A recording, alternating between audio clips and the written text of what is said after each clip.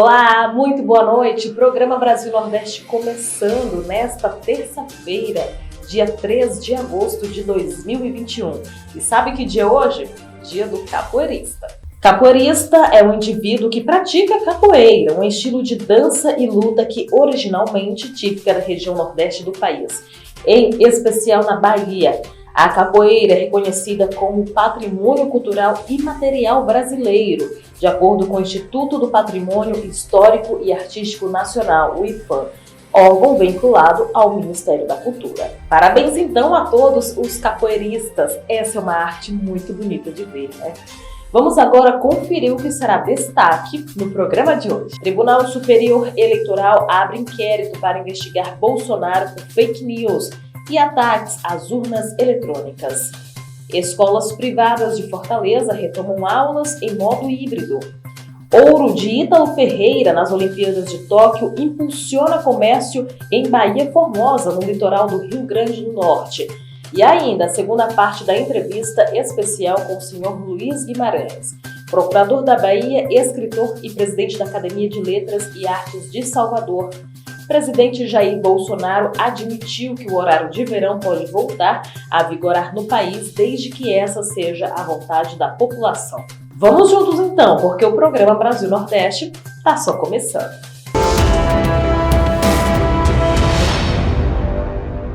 Mais uma vez, muito boa noite para você. Eu começo chamando a nossa assistente de mídias sociais, a Natânia Mello. Gente, eu já ouvi uma frase que diz assim: quando um atleta ganha uma medalha nas Olimpíadas, essa vitória vai longe, viu? E é o que está acontecendo, porque o ouro do Ítalo Ferreira nas Olimpíadas lá de Tóquio, viu, está impulsionando o comércio em Bahia Formosa, que fica no litoral do Rio Grande do Norte. A Natânia Mello tem os detalhes. Boa noite, Natânia. Olá, Camila. Olá, Sandro. E boa noite a você que está nos assistindo. A atuação de Ítalo projetou Bahia Formosa para o mundo. E a conquista do surfista atraiu jornalistas e turistas. A vitória do surfista Ítalo Ferreira nos Jogos de Tóquio não rendeu ao Brasil apenas a primeira medalha de ouro da modalidade em Olimpíadas, mas também ajudou a reaquecer o comércio na região onde ele nasceu. O ganhador do primeiro ouro olímpico do surf voltou para o município litorâneo de Bahia Formosa, no Rio Grande do Norte, logo após a conquista no Japão, atraindo turistas e jornalistas para sua cidade natal. O surfista de 27 anos, que retornou à Bahia Formosa na semana passada, comemorou o impacto da conquista no comércio local. É legal porque isso ajuda a economia da cidade, o financeiro, ajuda aqueles locais que têm restaurante, as pessoas que dependem disso, disse Ítalo. Muito bacana, que mais brasileiros, né, possam ganhar ainda mais medalhas e que os comércios, né, dessas regiões aí, dessas cidades, desses atletas possam crescer também junto com eles, é o que a gente deseja. Vamos mudar de assunto porque o governo de Alagoas dobra, gente, a premiação aos municípios e vai investir, sabe quanto? 200 milhões no Escola 10. Natânia Mello. O governo do estado e os municípios alagoanos firmaram, nesta segunda-feira 2, a Pactuação 2021 do programa Escola 10. Segundo o governador Renan Filho, a iniciativa prevê cerca de 200 milhões de reais em investimentos e vai dobrar a premiação aos municípios que atingirem as metas pactuadas. O programa busca garantir que todos os alunos da rede pública estejam alfabetizados em língua portuguesa e matemática até o final do terceiro ano do ensino fundamental, reduzir os índices de analfabetismo e de evasão escolar, além de diminuir a distorção idade-série, propiciando o aumento do índice de desenvolvimento da educação básica. Obrigada, Natânia Mello. Eu chamo agora a nossa nova correspondente, a Aurí Aragão, que está se saindo muito bem, viu? Hoje, ela traz como destaque, gente, que escolas privadas de Fortaleza retomaram aí as aulas no modelo híbrido. Boa noite, Aurí, seja bem-vinda. Boa noite, Camila. E a expectativa está grande, principalmente por parte das crianças. Olha, o governo do Ceará permite que cada turma tenha apenas 50% de sua capacidade presencial. Nas escolas municipais, o retorno deve ocorrer somente em setembro.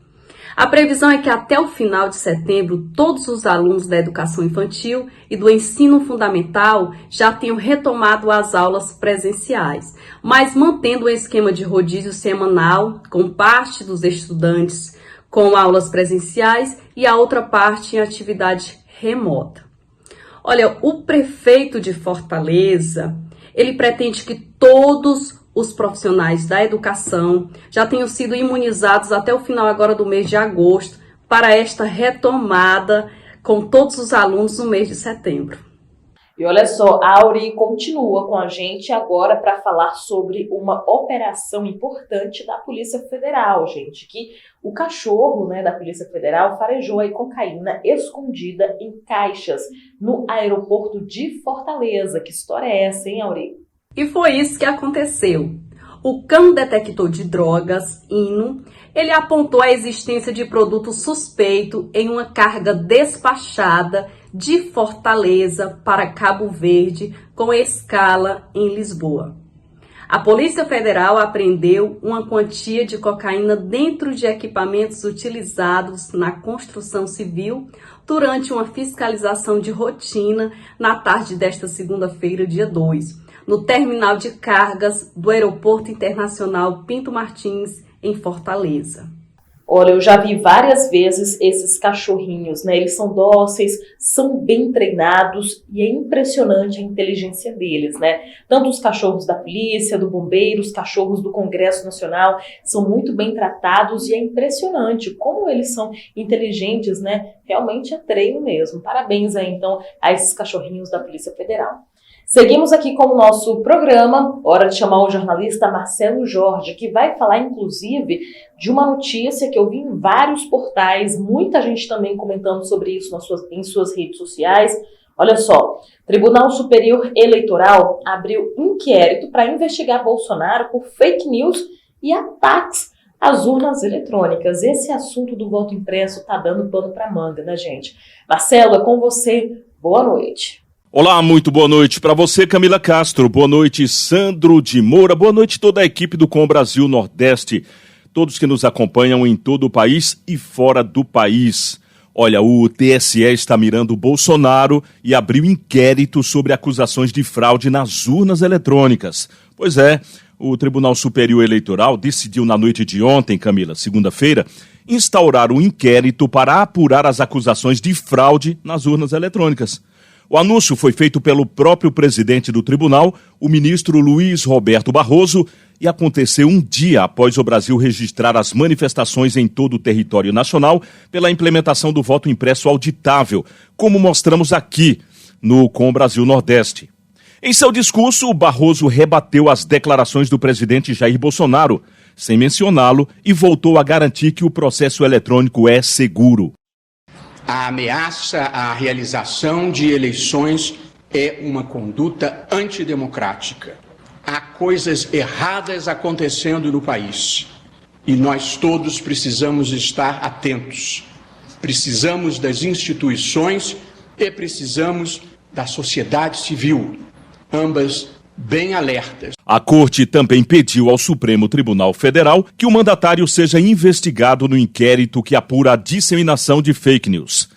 Encaminho a Vossa Excelência link do pronunciamento do excelentíssimo senhor Presidente da República, realizado no dia 28 de julho de 2021, para fins de apuração de possível conduta criminosa relacionada ao objeto do inquérito número 4.781, apelidado de inquérito das fake news, em trâmite no Supremo Tribunal Federal, sob a relatoria de Vossa Excelência.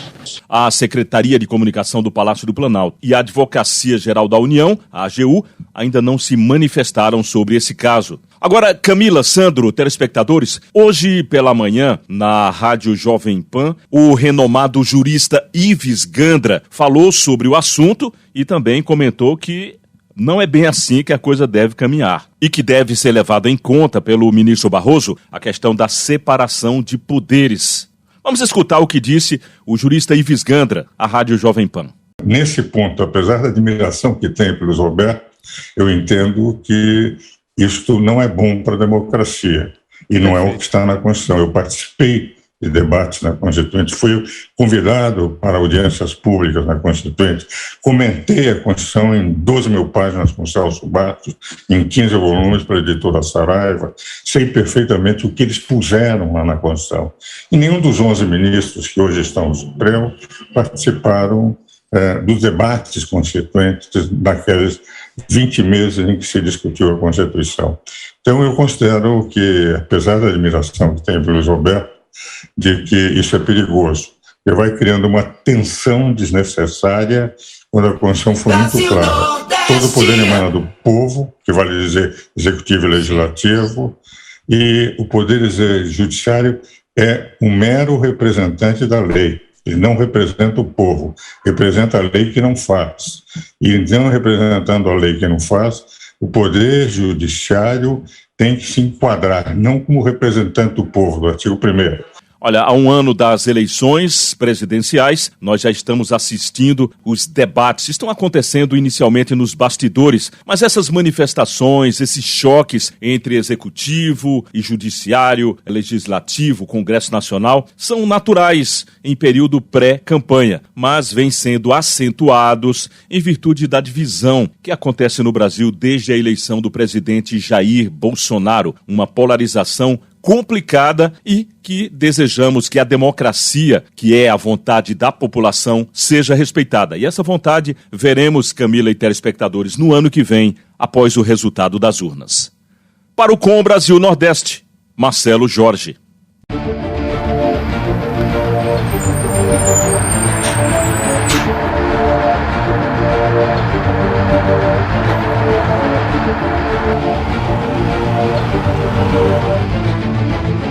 Obrigada, Marcelo Jorge. A gente, é claro, segue acompanhando aí toda essa polêmica, né? Tá muito chato, gente. Por que não aprovar logo aí essa questão do voto impresso, né? A gente sabe que é mais segurança. Você, como cidadão, tenho certeza, você também quer mais segurança aí na hora de votar. Mas, infelizmente, tem muita gente colocando obstáculo aí, né? Sem nem porquê. Vamos fazer agora uma pausa para um intervalo comercial. É bem rapidinho, mas não sai daí não, porque na volta tem muito mais informações para você. E o nosso telefone está aqui, ó, aparecendo na sua tela. Manda mensagem para a gente. Voltamos já já.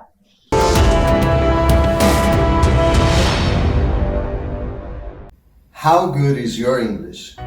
Do you think you should improve it? Se você entendeu o que eu disse e acha que sim, ou se você não entendeu e gostaria de entender, aqui está a sua oportunidade. Está chegando no Brasil a Global Amazon, uma escola de inglês criada nos Estados Unidos com foco em ensinar inglês para brasileiros que moram lá. O sucesso foi tão grande que aqui no Brasil, empresas se interessaram em ter a Global Amazon ensinando inglês a seus funcionários. Dessa forma, aproveitamos a oportunidade e estamos iniciando turmas aqui no Brasil. Então, se você e seus colegas de trabalho querem montar um grupo, ter um professor de inglês da Global Amazon ensinando vocês, na comodidade do seu ambiente de trabalho, entrem em contato. Trabalhamos com método e materiais próprios. Venham aprender inglês conosco, venham para a Global Amazon. Global Amazon Center. English for everyone.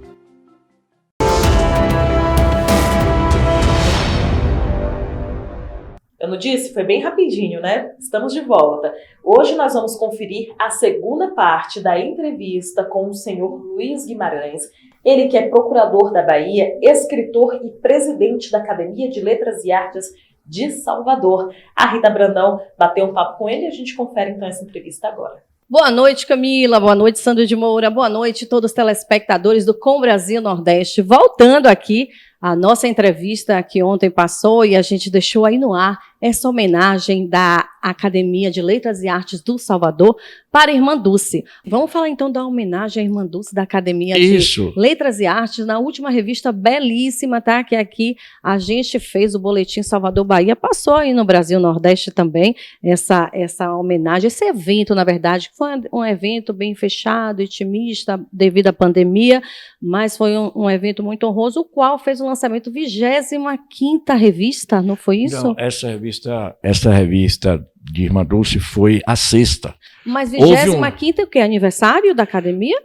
Foi o 20º aniversário da academia. Gente, que maravilha! Nós temos 20 anos já sobrevivendo. Há 20 anos. Temos as parcerias com o Gabinete Português de Leitura, parceria com o Instituto Geográfico e Histórico da Bahia, com a Fundação Fernandes da Cunha e com a própria Academia de Letras da Bahia. Então, nós vamos temos... falar da revista de Irmã Dulce, essa homenagem. Muito bem. Então, nós vamos emendar uma coisa com a outra, porque esta comissão de notáveis, ao propor a criação da academia, isso foi uma resolução unânime,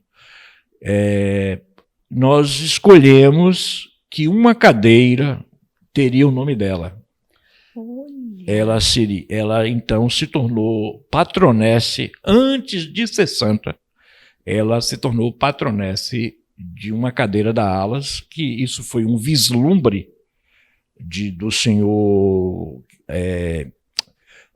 que o cônsul do Japão à época, o chefe Rosa, chamado, e ele propôs que nós criássemos a cadeira, designássemos assim essa cadeira. Ela foi batizada. E, na época, se discutiu, não se falava que ela seria santa, não se discutia assim. O que nós víamos em Irmã Dulce era uma luz esplendorosa, devido às qualidades dela e do combate às injustiças sociais, porque de certa forma ela reparava, era uma guerreira pacífica, lutava, e ela lutava de uma forma brilhante contra a ignorância. Então nós temos dizeres de Irmã Dulce sobre a educação e sobre a cultura que estão no nível de um pensador como Anísio Teixeira, que também pertence a Alas, que também é a cadeira da Alas. Então você veja que Irmã Dulce tinha uma visão, ela associava a miséria à falta de educação dos povos. Sim. E ela dizia que a redenção do sertanejo sofredor, do nordestino sofredor, estava na educação. Então, para mim e para os meus companheiros, Irmã Dulce realmente é uma santa milagrosa. Mas antes de ser uma santa milagrosa, ela foi um ser humano clarividente, consciente e uma pessoa extremamente ligada aos problemas do seu tempo. Então ela não era, digamos, o santo na concepção canônica, um homem alheado do mundo, uma consciência alheia, voltada inteiramente para as coisas da transcendência. Mas ela era uma mulher, primeiro, uma senhora voltada às preocupações do mundo, naquilo que diz respeito às pessoas, a satisfação de viver, a viabilização da vida humana sem a vergonha da doença e a vergonha da ignorância, e ela se dedicou a isso com as pequenas forças que ela tinha, as forças físicas que ela tinha. E talvez talvez seja raro na história um santo ter estas qualidades de empenho físico, humano, como ela teve, essa consciência tão exacerbada. Acho que o mundo, na verdade, é fã de Irmã Dulce, né? É um grande legado, é um grande espelho para a humanidade, né? Uma pessoa que nasceu em um berço, vamos dizer, socialmente de ouro, abandonou tudo e se dedicou a sua vida, a sua existência aos mais necessitados. Isso é belíssimo. Mas eu queria saber, procurador do Estado, poeta, sensível, calmo, choca, né, a sua profissão, procurador do Estado, muitas leis, né, aí entra a parte do advogado, mas aí vem aquele poeta, aquela pessoa calma, aquela pessoa de grandes conhecimentos. Onde está um e onde está outro, ou os dois estão no mesmo lugar?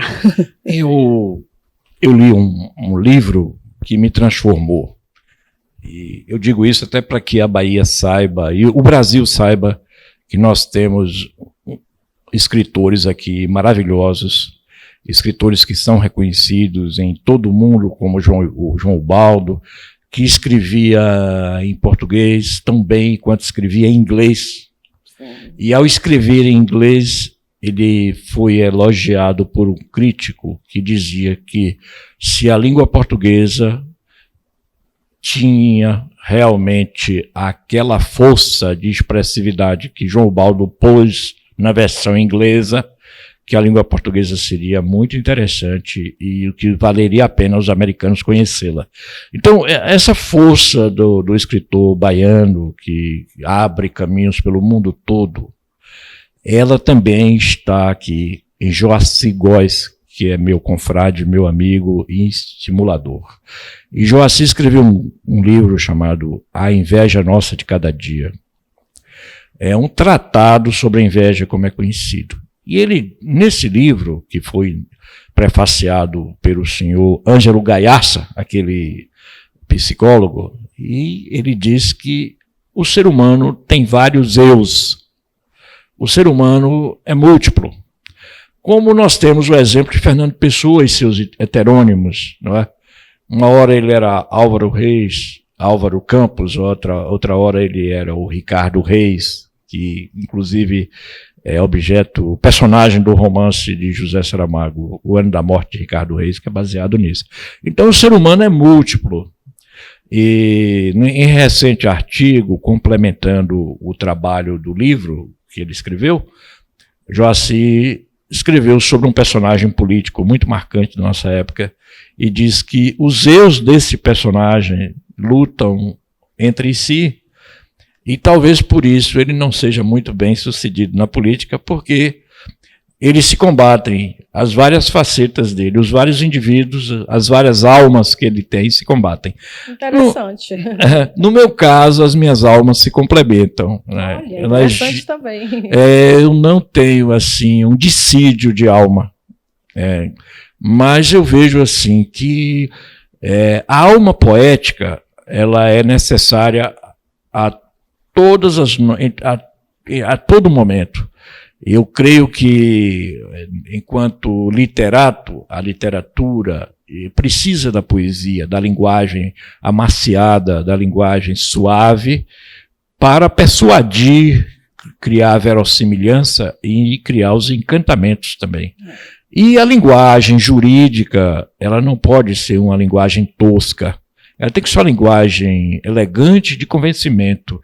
Ou seja, na profissão, a profissão, ela requer elementos artísticos para ser bem desempenhada. O homem tem que ser, acima de tudo, um artista. É verdade.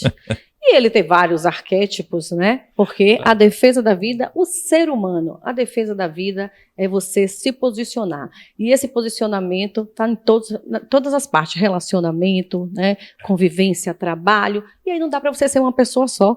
Você tem que ser vários arquétipos em uma, né? Seu Luiz, muito obrigada pela sua presença, pelo seu legado, pelo seu conhecimento, por essas palavras maravilhosas que a gente ficou aqui. É um bálsamo, né? Levar aqui para o Brasil Nordeste, né? O Boletim Salvador Bahia, esse ilustre, né? Aqui, advogado, presidente da ALAS, um conhecedor e fazedor de poesias e de escritos. Muito obrigada. Eu aqui agradeço. Eu digo o seguinte... a nossa trajetória no mundo tem que ser a trajetória da consciência. E a consciência exige engajamento, exige preocupação e exige ação. Não estamos no mundo apenas para contemplar. E pessoas que sigam o exemplo de Irmã Dulce são necessárias a todo momento, mas muito mais agora. E esperando que seja bem compreendido, eu agradeço a oportunidade, minha querida. Com certeza. E vamos aí, estou sempre aqui à disposição, Boletim Salvador Bahia, para os eventos da ALAS. Agora é com você, Brasil Nordeste, Camila. Obrigada, Rita Brandão, por nos trazer essa entrevista aqui com o senhor Luiz Guimarães, muito interessante. E claro, senhor Luiz, volte mais vezes, viu? O senhor sempre terá espaço aqui em nosso programa. Obrigada mesmo. Agora nós vamos falar sobre horário de verão, mas eu já começo te fazendo uma pergunta. Você gostaria que voltasse a esse sistema? Lembrando que já saíram alguns estudos que essa questão do horário de verão não reduz tanto assim o consumo, né? É praticamente nada aí o que se reduz, né, no final das contas. Alguns profissionais querem que o horário de verão entre em vigor, até porque melhora essa questão da carga horária, outras pessoas não gostam porque precisam acordar ainda mais cedo e fica toda aquela polêmica, né? E aí, o presidente Jair Bolsonaro admitiu aí que o horário de verão pode voltar a vigorar no país, viu, gente? Mas desde que seja feita à vontade da população. Justo, né? Nada melhor do que o próprio país decidir, então, se o horário de verão deve voltar ou não. Eu sou daquelas pessoas que acham que não é legal voltar não, viu? Porque eu acho que dá uma bagunçada aí na rotina, enfim, mas cada um tem a sua opinião. A gente vai ouvir agora o que o presidente disse. Olha só, lá atrás alguns parlamentares procuraram para botar um fim no horário de verão. Eu sempre, como parlamentar, quis botar um fim no horário de verão também, confesso para vocês aí. Eu conversei com o João Campos de Goiás. Eu pedi um estudo ao ministro Bento das Minas e Energia. Tá? Ele apresentou o estudo para mim, e chegamos à conclusão que o horário de verão não economizava energia como se falava. E a maioria da população era favorável ao fim do horário de verão. Bem, apresentamos o decreto, mudamos o decreto, se comprovou realmente que não aumentava o consumo de energia, que é o ponto focal principal da existência do horário de verão. E até o momento, eu vejo que continua a maioria da população contrário ao horário de verão. Se a maioria mudar de posição, eu sigo a maioria. Eu sou democrata, eu sigo a maioria. Mas, no momento, eu sei que para alguns setores, né, aumenta o faturamento, porque a pessoa fica mais tempo aí frequentando o comércio, isso a gente pesa aqui também. Mas, no momento, não tem clima, apoio popular para a gente voltar ao horário de verão. Eu, particularmente, porque era contra. O meu relógio biológico altera a diferença de uma hora, alterava bastante. Né? Assim como de muita gente. Era difícil se readaptar àquele novo horário. Bem, então está posto aí. Se a maioria da população quiser, né, a volta, eu posso fazer isso aí. Tá? Me deu até uma ideia. Eu quero falar, tem uma rádio que eu ouço quase sempre, né? Vocês podem fazer a mesma coisa e fazer uma pesquisa na rádio, se tiver um link para eles, faça uma pesquisa e ver como é que fica a vontade popular. Tá, então, né? Vamos aguardar aí. Será que esse horário de verão volta? Manda mensagem pra gente falando o que você acha aí dessa possível volta do horário de verão. Vamos abraçar as cidades aniversariantes de hoje. Serra Negra do Norte, que fica no Rio Grande do Norte. O prefeito de lá é o Sérgio Fernandes. Araripe, no Ceará, também está fazendo aniversário e é comandada pelo Cícero Ferreira. E a cidade do prefeito Junilson Batista, Ibirapitanga, na Bahia, também está completando mais um aniversário. Parabéns, então, a todas essas cidades que estão fazendo aniversário hoje. Por hoje é só, gente. Muito obrigada pela sua companhia. E, claro, amanhã a gente volta a se encontrar a partir das 6 horas da tarde aqui na tela da TV Com Brasil. Também tem o nosso canal no YouTube, Brasil Nordeste Oficial, e o nosso site, brasilnordeste.com.br, e o nosso Instagram, Programa Brasil Nordeste. Nos acompanhe aí nas mídias. Tchau, tchau. Ótima noite.